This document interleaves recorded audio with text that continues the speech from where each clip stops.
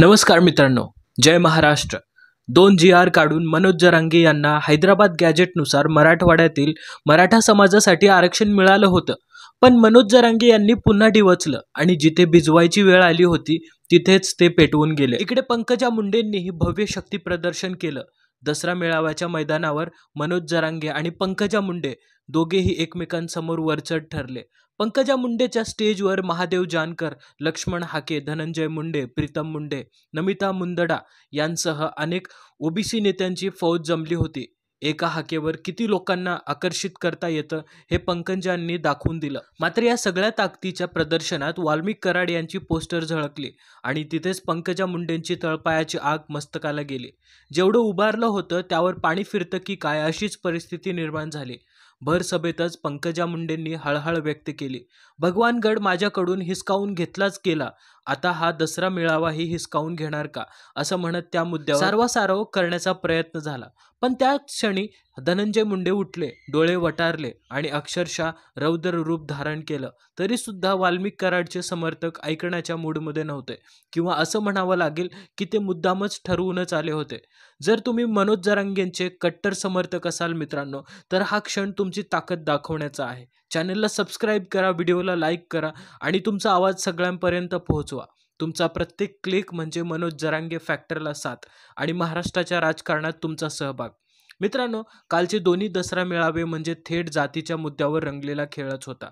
मनोज जरांगे यांनी स्पष्ट संदेश दिला, जातीसाठी लढा, प्रशासक बना, कलेक्टर बना, कारण कोणताही दादा समोर आला तरी शेवटी त्याला प्रशासकासमोर, कलेक्टर समोर झुकावंच लागतं आणि हात जोडावेच लागतात।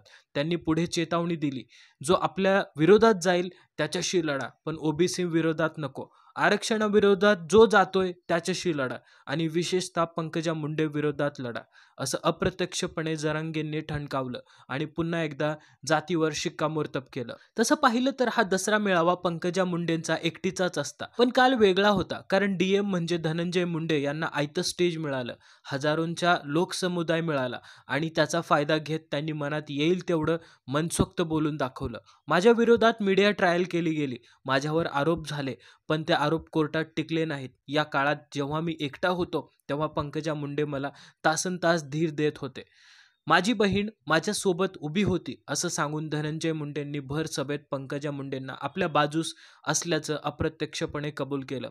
पण इथेच खरी गंमत आहे, कारण या वक्तव्यामुळे एक नवीन राजकीय समीकरण आणि तितकंच मोठं आवाहन निर्माण झालं आहे। कारण बीडचा इतिहास पाहिला तर एक गोष्ट स्पष्ट दिसते, इथे फक्त आणि फक्त मुंडे फॅक्टर चालतो।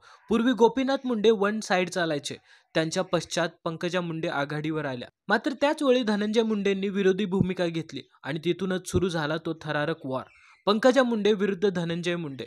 त्यानंतरच्या चित्रात पंकजा मुंडेंना मोठं राजकीय आव्हान झेलावं लागलं। 2019ला हाच धनंजय मुंडे पंकजा मुंडेंना पराभूत करून गेला। पुढे परिस्थिती बदलली, दोघेही एकत्र आले, पण या एकत्रीपणाची किंमत एका बहिणीच्या राजकीय बळीच्या स्वरूपात मोजली जात आहे, हे अनेक जण विसरत आहेत। लोकसभेत विद्यमान खासदार असताना प्रीतम मुंडेचं तिकीट कापलं गेलं आणि विधानसभेत पंकजा मुंडेंना मैदानात उतरण्याची संधी जवळपास नाकारली गेली। त्यामुळे पंकजा मुंडे आणि प्रीतम मुंडे या दोघींपैकी एकीचा राजकीय बळी धनंजय मुंडेंना जवळ केल्यामुळे दिला जातोय, असं समीकरण समोर येतं। यातून मोठा प्रश्न निर्माण होतो, पंकजा मुंडेंनी आधीसारखं 2 हात लांब राहणं योग्य होतं का? कारण पंकजा मुंडेंचं राजकारण वेगळं आहे, त्या सुशिक्षित आणि सुसंस्कृत पद्धतीने राजकारण करतात आणि कदाचित त्यामुळेच त्या इतरांपेक्षा वेगळ्या भासतात। तर वाल्मिक कराड प्रकरणापासून धनंजय मुंडेवर दादागिरी, दहशत आणि गुन्हेगारी प्रवृत्तीचं राजकारण करतात असा ठपका ठेवला जातो। त्यामुळे आता प्रश्न असा निर्माण होतो की धनंजय मुंडेंना साईड कॉर्नर करण्याच्या प्रयत्नात पंकजा मुंडेच साईड कॉर्नर होतील का? भाऊ बहिणींच्या या नात्यात जुने किस्से उकरून पाहिले तर एक महत्त्वाचा प्रसंग आठवतो मित्रांनो। विधान परिषदेचे विरोधी पक्षनेते असताना धनंजय मुंडेंनी तत्कालीन मुख्यमंत्री देवेंद्र फडणवीस यांच्याकडे पंकजा मुंडेच्या महिला आणि बालकल्याण खात्याशी संबंधित चिक्की खरेदी घोटाळा तब्बल 206 कोटींच्या कथित गैरव्यवहाराची तक्रार केली होती। म्हणजेच एकेकाळी थेट बहिणीविरोधात आरोप करणारे धनंजय आज राजकीय समीकरणात त्यांच्यासोबत दिसतात। मग हा भाऊ बहिणीचा समन्वय खरा आहे का फक्त राजकारणाचा खेळ आहे? त्यावेळी पंकजा मुंडेंनीही थेट प्रत्युत्तर दिलं होतं, जे माझ्या वडिलांना जिवंत असताना हरवू शकले नाहीत आणि राजकारणात अपयशी ठरले ते आता माझ्यासोबत बदला घेत आहेत. मी काहीही चुकीचं केलेलं नाही, तरीही मला मानसिक त्रास दिला जातोय. मी कोणत्याही चौकशीसाठी तयार आहे, असं स्पष्ट शब्दांत त्यांनी सांगितलं होतं. तर मित्रांनो, हा झाला एक किस्सा, पण दुसरा किस्सा अजून गंभीर होता. गोपीनाथ मुंडे यांनी स्थापन केलेल्या वैद्यनाथ सहकारी साखर कारखान्याच्या नोंदीमध्ये छेडछाड केल्याच्या आरोपावरून 2015 मध्ये धनंजय मुंडेंचे वडील पंडितराव मुंडे यांच्या विरोधात FIR दाखल झाली होती. ही वेळ होती जेव्हा पंकजा मुंडे आणि धनंजय मुंडे यांच्यातील राजकीय वाद टोकाला गेला होता. कारखान्याच्या निवडणुकीदरम्यानच ही तक्रार नोंदवण्यात आली होती. म्हणजेच भाऊ बहिणींचा संघर्ष हा फक्त व्यक्तिगत नव्हे तर कौटुंबिक वारशाच्या संस्थावर देखील थेट परिणाम करणारा होता. पंकजाच्या बाजूने असलेल्या आमदारांनी त्या काळात ठाम आरोप केला होता की FIR योग्यच आहे, कारण पंडितराव मुंडे यांनी खरोखरच रेकॉर्डमध्ये छेडछाड केली होती. तर दुसरीकडे धनंजय मुंडेंनी आपल्या वडिलांचं समर्थन करताना म्हटलं होतं, कारखान्याच्या यशासाठी माझे वडील पंडितराव मुंडे यांनी प्रचंड मेहनत घेतली आहे, पण यांच्यावर रेकॉर्डमध्ये छेडछाडीचा खोटा आरोप करण्यात आला आहे. हा झाला दुसरा किस्सा. आता येतो तिसरा किस्सा.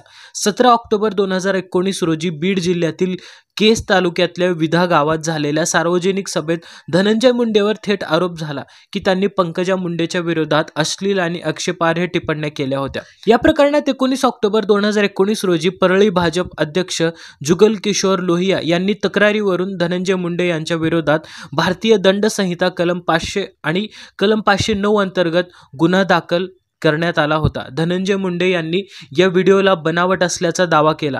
त्यांचं म्हणणं होतं की त्यांच्या बोलण्याचा विपर्यास केला गेला. या व्हिडिओची फॉरेन्सिक तपासणी करा आणि मगच माझ्यावरती आरोप करा, असं धनंजय मुंडेंनी म्हटलं होतं. याहीपेक्षा असे अनेक किस्से आहेत की धनंजय मुंडे विरोधात पंकजा मुंडे हा वाद टोकाला गेला होता. ज्यावेळी करुणा शर्मा यांनी धनंजय मुंडेवरती आरोप केले होते त्याही वेळा पंकजा मुंडे गप्प होत्या. ज्यावेळी चिक्की घोटाळ्यात आरोप झाले त्याही वेळेस त्या काही प्रमाणावरती गप्प राहिल्या. आणि आता धनंजय मुंडे यांच्यावरती संतोष देशमुख हत्या प्रकरणात झालेल्या आरोपावरूनही पंकजा मुंडे या शांतच राहिल्या. पंकजा मुंडे यांनी शांत राहणं आणि धनंजय मुंडेंनी हावी होणं या सगळ्या गोष्टी सांगतायत की भविष्यात पंकजा मुंडे आणि प्रीतम मुंडे दोघी बहिणींपैकी कोणत्याही एकाच बहिणीला राजकीय स्कोप राहणार आहे, कारण बाकीचा स्कोप धनंजय मुंडे यांनी कधीच व्यापला. आणि पलीकडे जाऊन जर विचार करायचा ठरला तर काल पंकजा मुंडे यांनी त्यांच्या दसऱ्या मेळाव्यातून OBC साठी लढण्याची आणि मनोज जरांगेंनी त्यांच्या दसरा मेळाव्यातून मराठ्यांसाठी लढण्याची घोषणा केली. आता पाहूया या दोन्ही जाती एकमेकांच्या विरोधात आल्यामुळे भविष्यातील बीड आणि मराठवाड्याचे राजकारण हे सगळ्या जातीवरच जाणार का, असा प्रश्न तयार होतो. प्रामाणिकपणे एक प्रश्न तुमच्यासाठी सोडतो मित्रांनो, पंकजा मुंडे असो किंवा मग मनोज जरांगे असो, दोघांनीही काल त्यांच्या दसऱ्या मेळाव्यामध्ये केलेली वक्तव्य ही योग्य होती का, याबाबत कमेंट सेक्शनमध्ये जरूर व्यक्त व्हा. अशाच माहितीपूर्ण व्हिडिओसाठी आपलं चॅनल आवर्जून सबस्क्राईब करा मित्रांनो. जय महाराष्ट्र.